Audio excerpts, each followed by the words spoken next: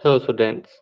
So today we will talk about continuous functions, and primarily we will consider real function. Only we will consider real functions. And what is a continuous function? The continuity is a local concept. First we define continuity at a point.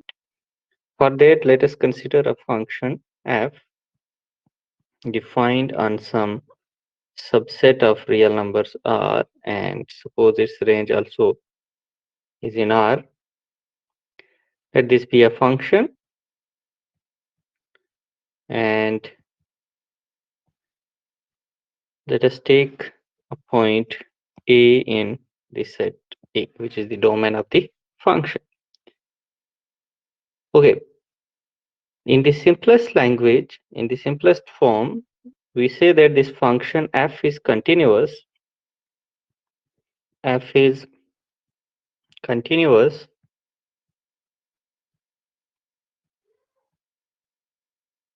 f is continuous at point A if and only if the limit of this function at A exists and this limit is equal to the value of the function at that point. This is the simplest way to say that the function is continuous at a point. And now you see this thing that we are taking here certain things that you need to keep in mind. Some points that we have to observe here.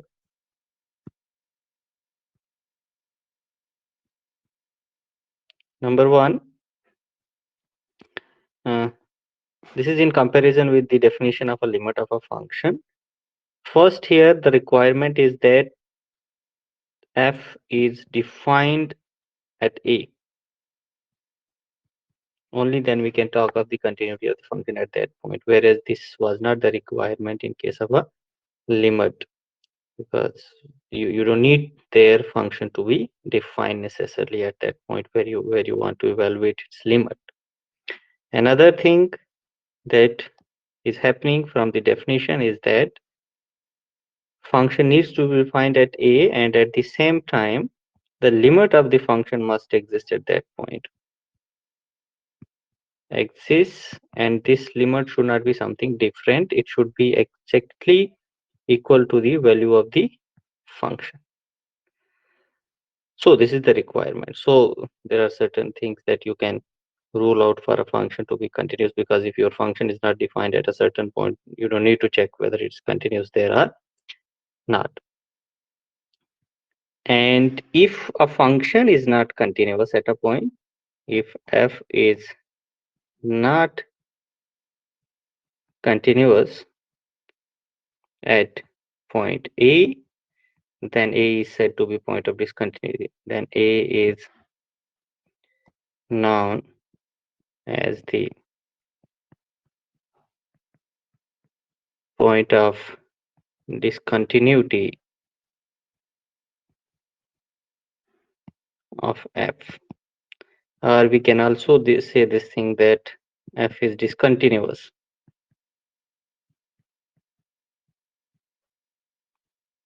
at A. So another thing, we defined function to be continuous at a point A, and you see our function is defined on a set, and then we say that f is defined on the whole set A where the function is defined. This is the function, yeah, sorry, this is the set where the function is defined, and we say this thing that f is continuous on the set A if f happens to be continuous at each point of A. If f is continuous at each point of A, then we will say that the function f is continuous on whole of the set A. And the simplest example that we will consider for a function to be continuous is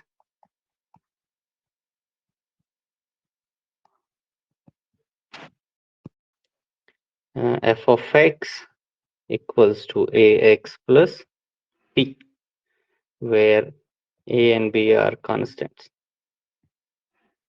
So again, if your a is equal to 0, then the function fx reduces to constant function.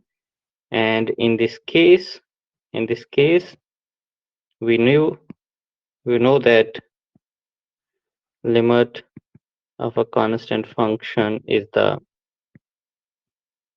at any point is equal to b, which is exactly equal to the value of the function at that point. So this is continuous.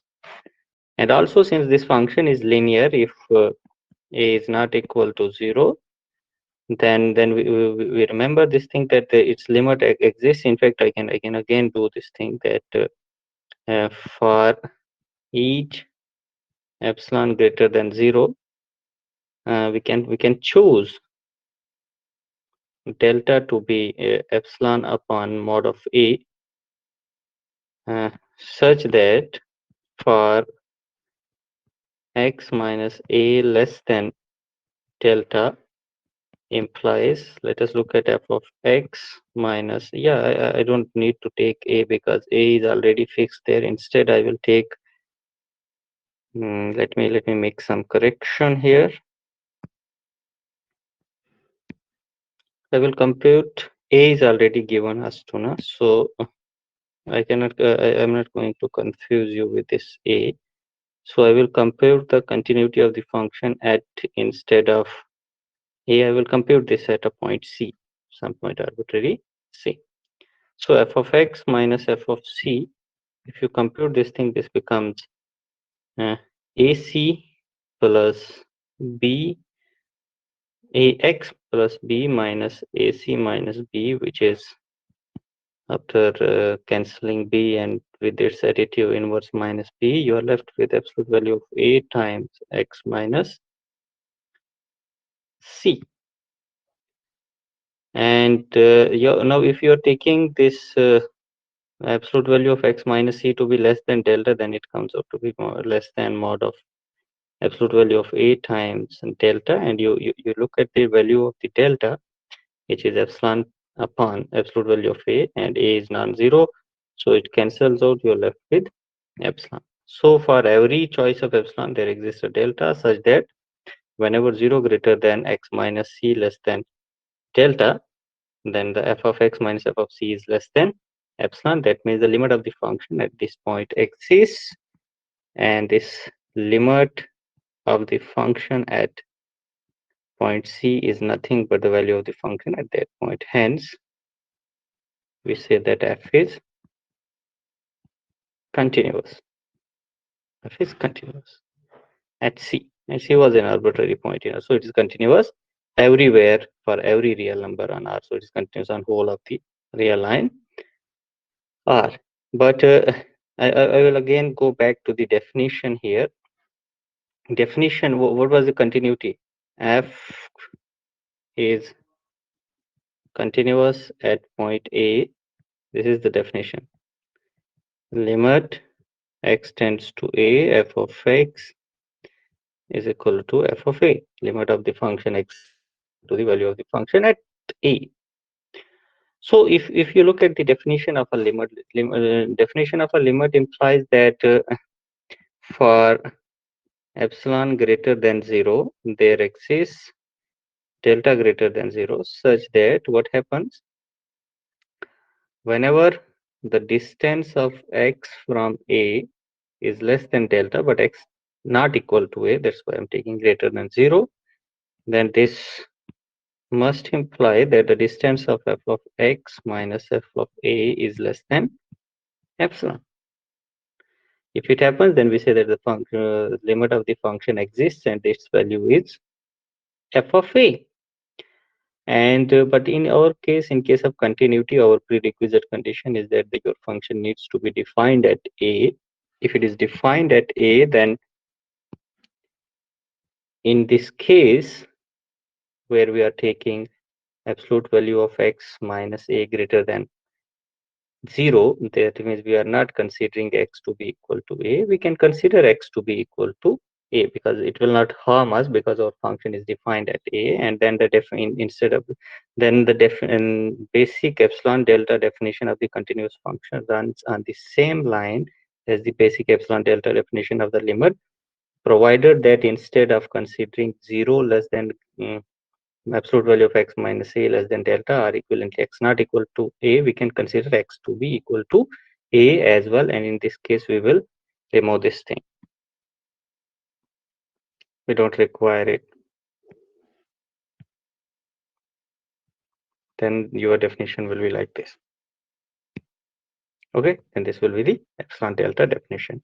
And if we further look into it, and if we recall this fact that when we say that mod of x minus a is less than some delta, this implies, indeed it is if and only if it is, let me just make some, it is a minus delta less than x less than a plus delta. Yeah, you can also say this thing to be that this x lies in this open interval with endpoints a minus delta and a plus delta. And corresponding for the estimate of f of x minus f of a less than epsilon, you can say this thing that equivalently you can say this thing to be that f of x lies in the open interval with endpoints f of a minus epsilon and another point f of a plus epsilon. So what you are doing, you in case of definition, you're taking the epsilon and then you are finding the delta. Taking the epsilon means you're considering a open interval around f of a, and then finding out epsilon means you're finding an open interval around a at which you want to find and check whether a function is continuous or not, and then you want to establish that say we can say this thing that when we say that given epsilon greater than 0, you can say that given an open interval I containing f of a, there exists delta means there exists an open interval containing a. So there is an open interval J containing a such that when but the condition is that this open interval function need not be defined on whole of the open interval, such that function is defined on a such that whenever a point is in J intersection a, then its image should be in I, or equivalently you can say that this is to say that image of J intersection a sits inside the I. So that is to say your function is continuous at a certain point if open interval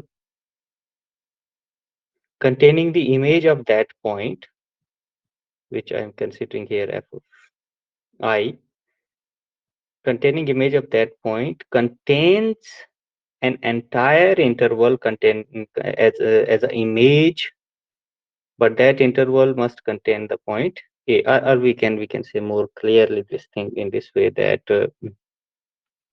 continuity of a function at a point means you consider an open interval containing the image of a point, then there must exist an open interval, here it is J, such that the image of this entire open interval must sit inside the image of the must sit inside the interval I, or every interval containing f of a must contain image of an interval containing a. So this is more set theoretic definition, or you can if anybody knows about topology, then it's more a topological definition. And but we will restrict on our definition towards the limit, the definition of a continuity of a function through existence of a limit and its value should be equal to the value of the function, or just simply using the epsilon delta definition. There are certain things that we will just assume without going to the proof, but prior to this thing, I will give you this sequential characterization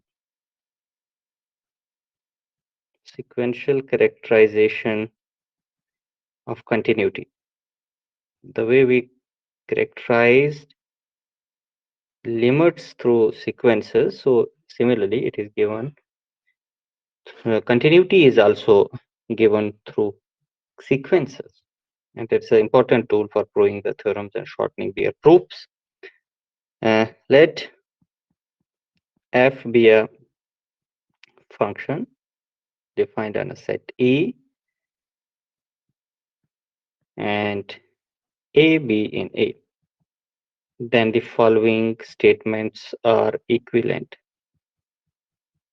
What? One, f is continuous at point A, and the second statement is that the sequence f of xn converges to f of A as n approaches to infinity for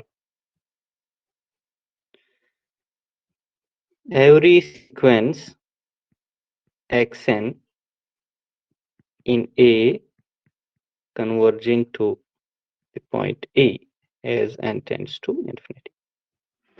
And the proof follows directly from the sequential characterization of the limits.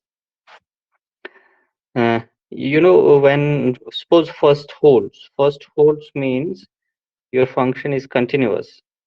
That is, limit of the function exists at A, and it is nothing but its value is the value of the function at A. Now, when you say that the limit exists, then the sequential characterization of limit says that whenever you have a sequence in A, then xn converges to, and xn converges to A, then f of xn must converge to f of A. So, if you have a sequence, x of n is a sequence in A, and x of n converges to A. So there are one case is there, suppose because in sequential characterization of limits, we want to only those terms in sequence which are different from A. That is there we have this condition that xn is not equal to A. So if almost all terms of the sequence are equal to there are, so I will if almost all sequence terms in this sequence are equal to A, then clearly it will follow that the limit will be also f of A, because if x of n is equal to A for all but finitely many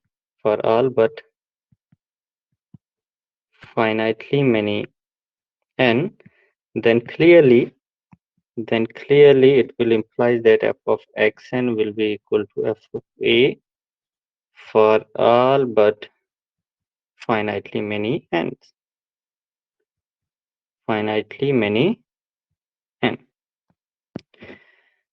And this is nothing but this is fxn converges to f of A. So one is this possibility. Another possibility is that we can consider is that just a minute. Another possibility that we can consider is that suppose xn possibly is equal to A for finitely many choices of n. And in this case, then without loss of generality, we can assume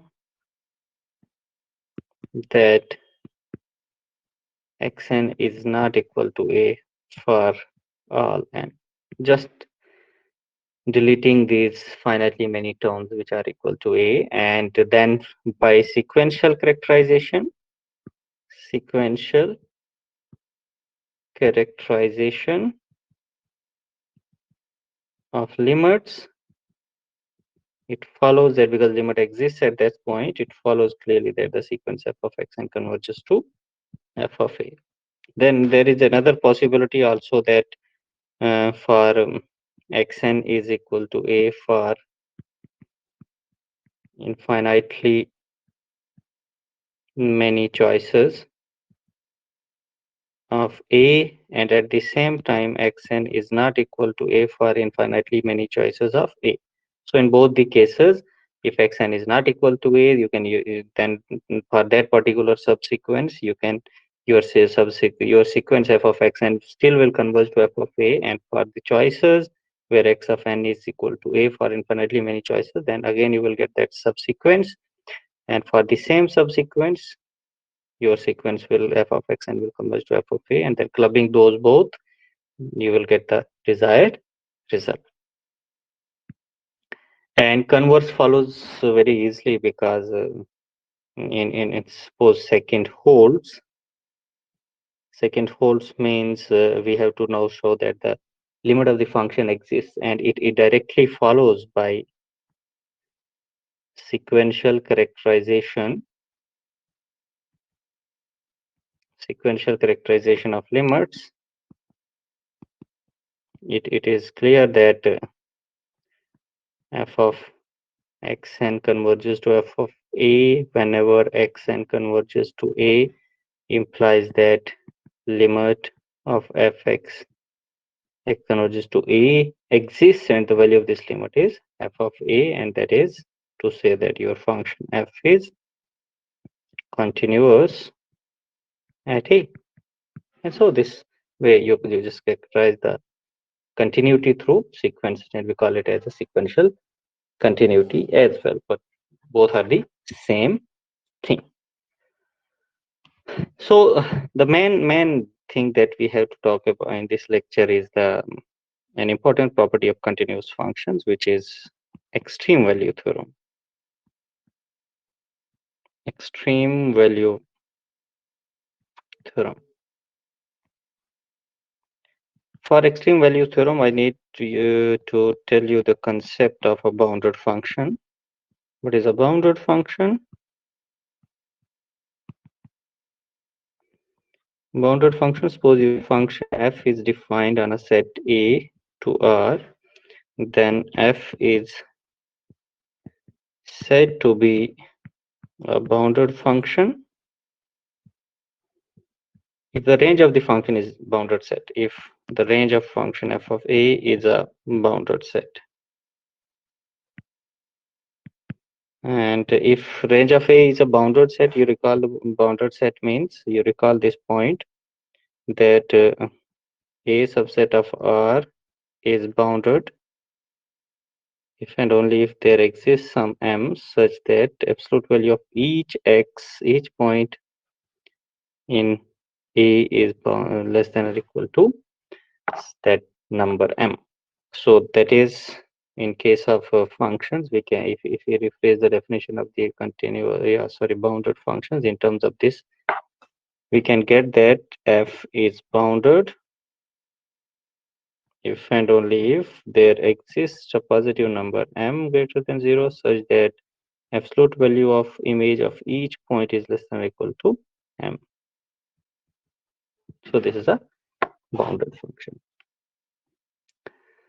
Bounded functions has an important property if they are continuous on a closed and bounded interval, and that is the statement of the extreme value theorem.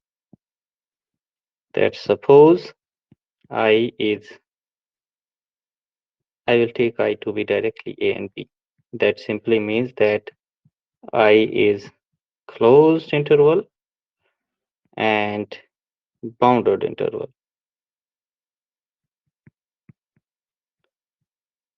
And if f is a continuous function on this closed and bounded interval, I is continuous on I. On I means at each point of I, then f is a bounded function.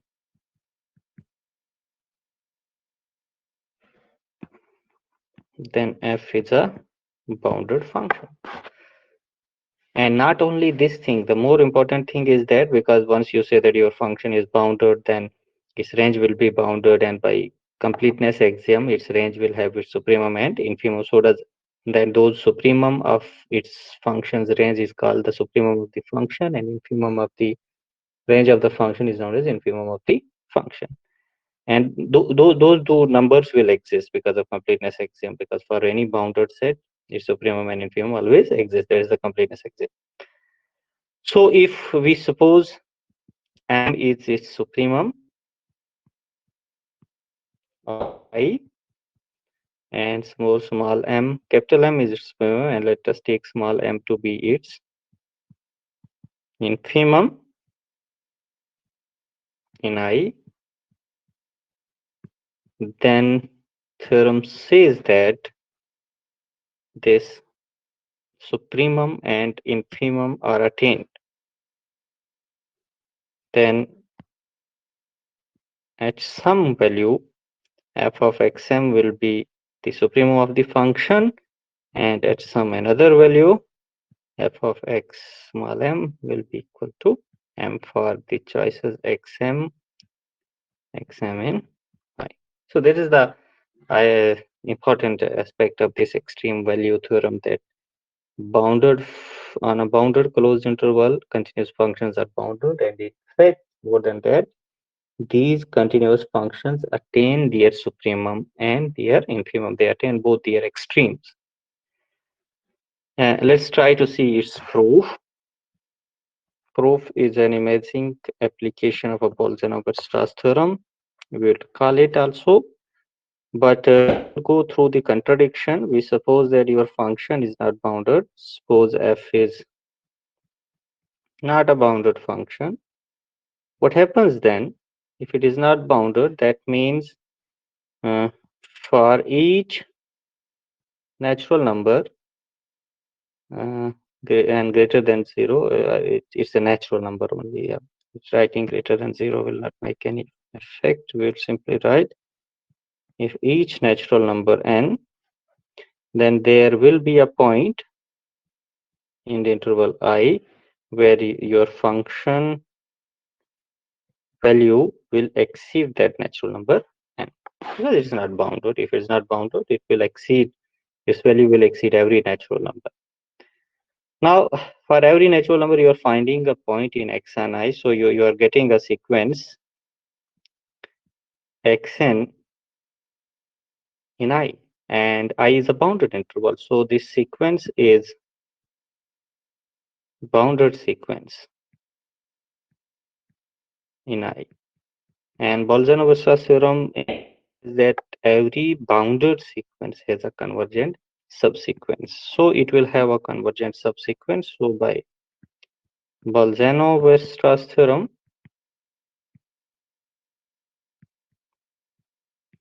it has a convergent subsequence. Say let that xn has a convergent subsequence. Say that subsequence we denote by xn sub k. And suppose this subsequence converges to the point x as k tends to infinity. So this is a Bolzano-Weierstrass theorem application, that if you take your function is not bounded, you will get a sequence which will have a convergent subsequence here. Now let's see what happens. Okay. Now see, your sequence is in interval AB, and the left end point is A and the right end point is B. So your subsequence will also be in the same interval, and it will lie between its endpoints, and this is greater than A and less than B. And now if you refer to the, because A and B, they can act as a constant sequences, and you can refer to the comparison theorem, because your sequence is here, this subsequence is convergent. And so by comparison theorem, you will get that the limit of the sequence the limit of the sequence, we will get this thing that the limit of the sequence will also sit between A and B. That is to say that limit sits inside AB. This can be of independent fact to note here. This thing that I will keep it as a fact to copy and note that if I is a closed interval and bounded, not only closed, we'll take closed and bounded interval, and xn is a convergent sequence in I, then limit of this sequence also lies in the interval I. That means closed intervals do not let the limit of the convergent sequences to escape out of them. They capture them inside them. This is what we just proved here about just now. So now coming back to our theorem. So you found out this thing that the x lies in the interval AB and your function is defined on the interval AB. So we can say this thing that the value of the f at x is defined and it is a finite real number. But the interval function is continuous on the interval since f is continuous at x because it is continuous on whole of the interval, so it is continuous in particular at x also, and the x is the limit of a sequence. So sequential continuity implies that the sequence f of x and k must converge to f of x as k tends to infinity. Okay. What can we say this thing? We can say this that f of x is a finite real number, or we can say instance of f of x, which is equal to, I can write it as f of x and k minus f of x plus f of x and k if you took, and if you apply the triangle inequality, it is less than or equal to f of x and k minus f of x. Okay, higher plus f of x. No, we will not go this way. We have to a little bit change this thing.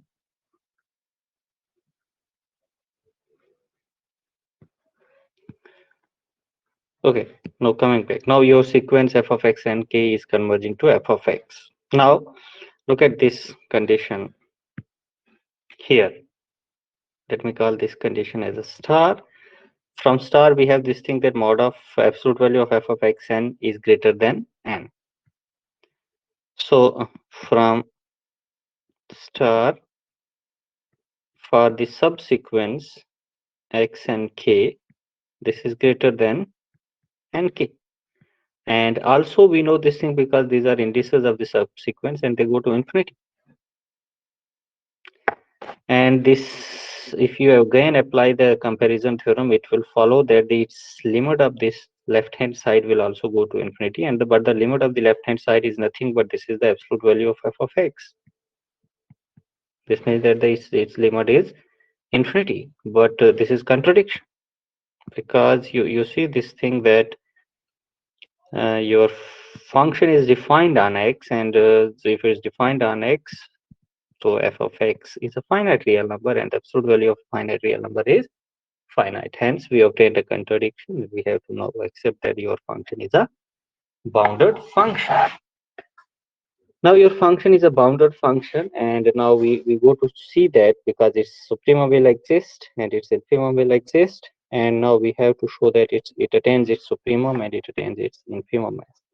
First, we claim that there exists a point at which the value of the function is its supremum for some point xm in I.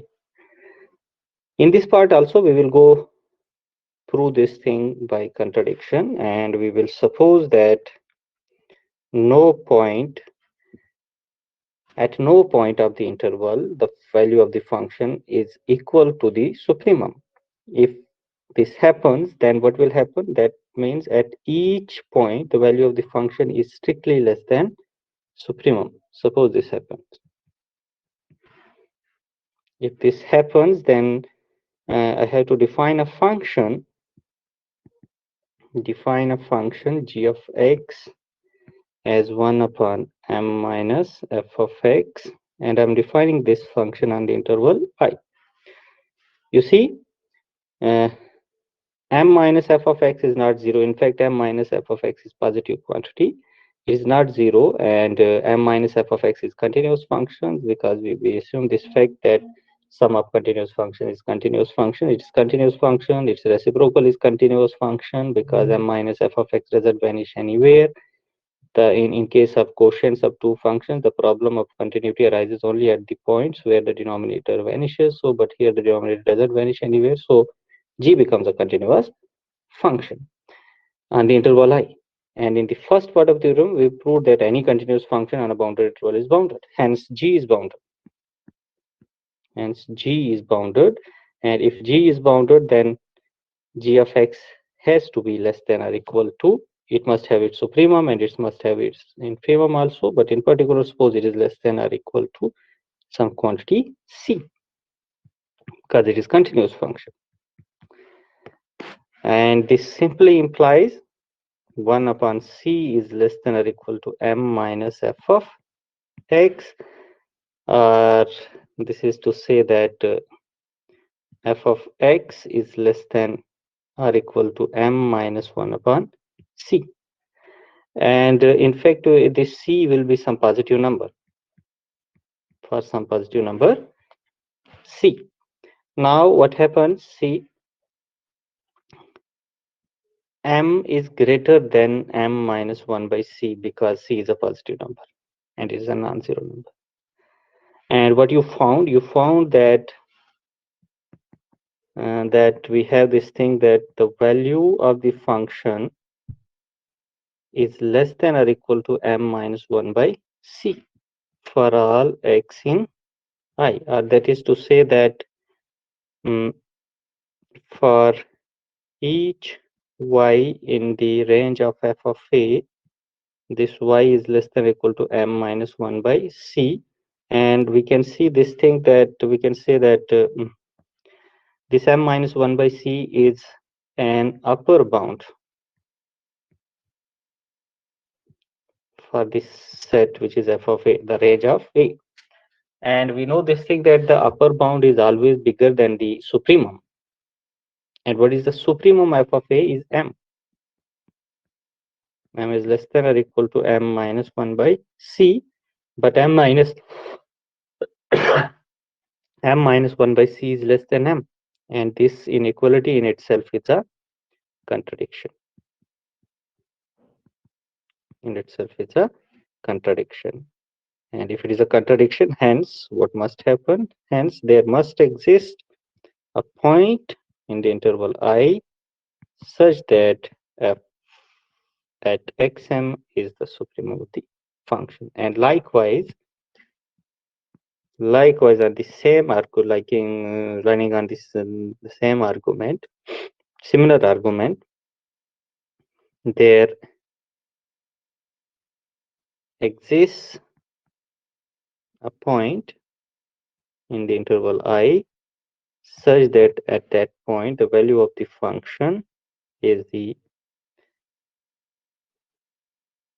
infimum of the function. Okay, this is the proof and it completes the extreme value theorem.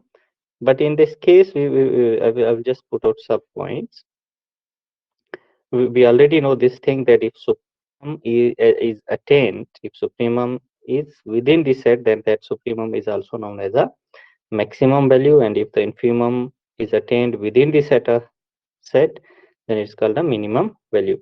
So we can say that in extreme value theorem, f is continuous if f is continuous on this closed interval and bounded interval AB, then maximum value of f and minimum value of f both exist and are they both exist. We will simply say that they both exist. Not every time minimum and maximum value of the function exists, but here they will exist. This is to just simply say this thing.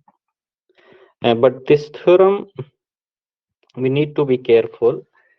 The condition on the interval conditions number one, that interval I is closed. Number two, I is bounded. These conditions cannot be dropped. We cannot drop these conditions in the extreme value theorem, because once we drop these conditions, our theorem will fail to hold. For this, we have the example 1, where I will drop the condition of closedness. I will consider the interval I equal to 0, 1. Look at this. This interval is not closed. It doesn't include its endpoints. And we have a continuous function, f of x, 1 upon x. It is a continuous function, and we very well know this thing, that this continuous function is not bounded. We know this thing, the f is continuous on whole of the interval 0, 1, but not bounded. So the theorem fails. If you drop a one condition at the interval, if we drop another condition, we will consider the example. If I consider the interval, let me consider this interval 0, infinity. Now, this interval is not bounded. Although it is closed, it is, but it is closed. It is not bounded, it is closed. So the boundedness is dropped here, and let us consider a function, the identity function. And identity function is quite clearly a continuous function. So it's a continuous function, but not bounded. But f of f is not bounded, although it is continuous. It is continuous. So these two conditions are required. And at the last, I will tell this thing that it is not the closeness and the boundedness of this interval which is more important. It is more than this thing. But there is a bigger concept, what we call it as compactness. It is the compactness of this interval which plays crucial role, and in fact the whole role of establishing this extreme value theorem. But in case of our settings, in case of real numbers, this compactness is equivalent to say that your interval is closed and bounded. And also closed, we are considering in a very loose sense. We are considering a closed interval but just by including a and b. But if in topology, closed is broadly defined something different, but that is beyond the scope of this lecture. We will deal with them sometime in future.